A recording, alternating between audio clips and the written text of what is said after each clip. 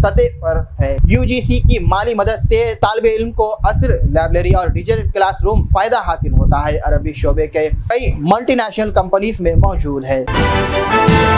दिल्ली से बड़ी खबर, सोनिया गांधी, मलिक अर्जुन खेर और राहुल गांधी ने पंडित जवाहरलाल नेहरू की 70वीं बरसी पर खिराज अकीदत दी है। उन्होंने उनकी क़यादत में और किरदार की तारीफ की और हिंदुस्तान की तारीख और इत्तेहाद को यकीन किया। गुत्तूर आंध्र प्रदेश स्टेट हज कमेटी के मुताबिक आंध्र प्रदेश के आज़मीन हज का सफ़र मुक़द्दस पर रवाना होने के लिए तैयारियां मुकम्मल हो चुकी है। सेक्रेटरी टू गवर्नमेंट हज ऑपरेशंस कमेटी के चेयरमैन KEAIS की सदारत में एक इजलास मुकर्रर किया गया।